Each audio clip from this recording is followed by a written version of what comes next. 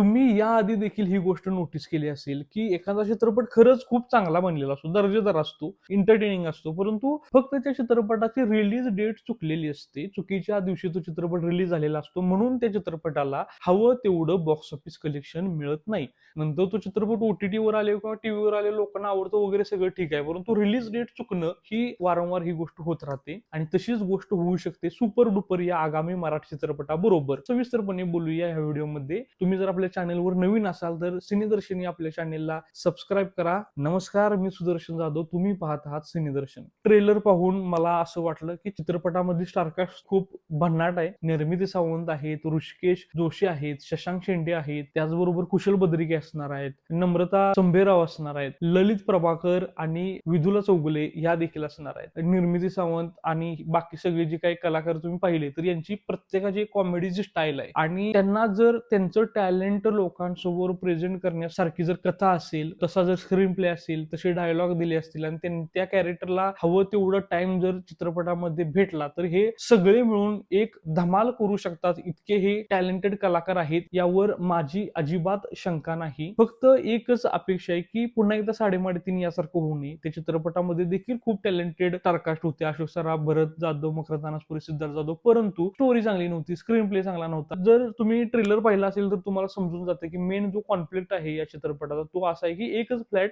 2 पार्टींना विकलाय, म्हणजे ललित प्रभाकर आणि विदुला चौगुले यांना देखील तोच फ्लॅट विकलाय आणि दुसरीकडे निर्मिती सावंत यांचं जे कुटुंब आहे त्यांना देखील तोच फ्लॅट विकलाय. आता ललित प्रभाकर हे शहरातून आहेत आणि निर्मिती सावंत यांचं जे कुटुंब आहे ते गावाकडून आलेलं आहे. मग ह्या दोन ज्या पार्ट्या आहेत त्या तो फ्लॅट मिळवण्यासाठी कसा संघर्ष करतात, एकमेकावर काही कट करसान करतात का वगैरे वगैरे आपल्या चित्रपटामध्ये पाहायला भेटणार आहे. आता ही जी सिच्युएशन आहे, हा कॉन्फ्लिक्ट जो आहे ना तो इंटरेस्टिंग आहे आणि याच्यामध्ये धमाल कॉमेडी होऊ शकते, अशा खूप साऱ्या पॉसिबिलिटीज आहेत. आता सिनेमॅटोग्राफी बद्दल बोलायचं झालं तर संजय जाधव यांनी या चित्रपटात सिनेमॅटोग्राफी केली आणि तुम्हाला माहितच आहे त्यांचं लाईटचा खूप चांगल्या प्रकारे यूज करतात. कलरफुल फ्रेम दिसते.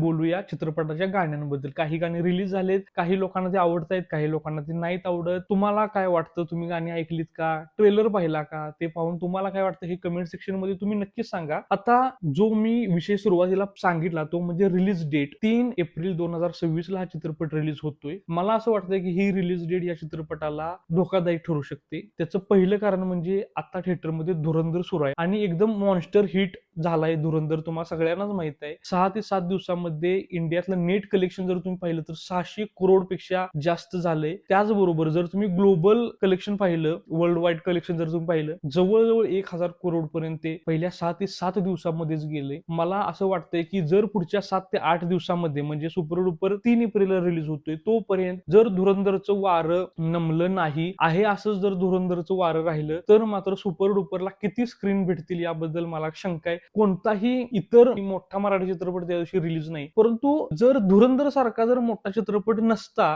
तर मात्र सुपर डुपरला जितक्या स्क्रीन मिळाल्या असत्या कदाचित त्यापेक्षा कमी स्क्रीन 3 एप्रिलला मिळू शकतात जर धुरंधरचं वारं नमलं नाही तर. आता दुसरी महत्वाची अडचण म्हणजे तुम्हाला माहितीच असेल खूप साऱ्या ठिकाणी पेट्रोलची कमतरता भासायला सुरू झाली आहे. काही लोक पॅनिक होऊन सुद्धा गर्दी करतात पेट्रोल पंपावर. आता मी जिथं राहतोय तिथं आसपासच्या 3-4 पेट्रोल पंपावर काल 6-7 नंतर पेट्रोल देणं बंदच केलं आणि संपलंय असं डिक्लेअर केलं त्यांनी. आता हे का होतंय मला माहित नाही. सरकार सांगतंय की पेट्रोलची कमतरता होणार नाही वगैरे वगैरे, परंतु लोक गर्दी करतायत पेट्रोल पंपावर आणि जर पुढच्या 7 ते 8 दिवसामध्ये इराण, इस्रायल, अमेरिकेच्या युद्धामुळे समजा जर भारतामध्ये पेट्रोलचा तुटवडा झाला आणि लोकांना पेट्रोल भेटायचं बंद झालं तर ऑब्व्हियसली लोक फिल्म बघणं या गोष्टीला प्रायोरिटी देणार नाहीत ना. पहिल्यांदा मला पेट्रोल भेटलं पाहिजे, माझ्या दैनंदिन गोष्टी व्यवस्थित सुरळीत चालल्या पाहिजेत, याकडेच लोकांचा लक्ष असणार आहे. त्यामुळे कदाचित सुपर डुपर या चित्रपटाला त्या गोष्टीचा देखील थोड्याफार प्रमाणात फटका बसू शकतो. माझी अशी इच्छा नाही की बसावा. मला असं वाटतंय की तसं काही होऊ नये. भारतामध्ये, महाराष्ट्रात सगळं व्यवस्थित चालावं आणि एकंदरीत जगातच सगळं व्यवस्थित चालावं.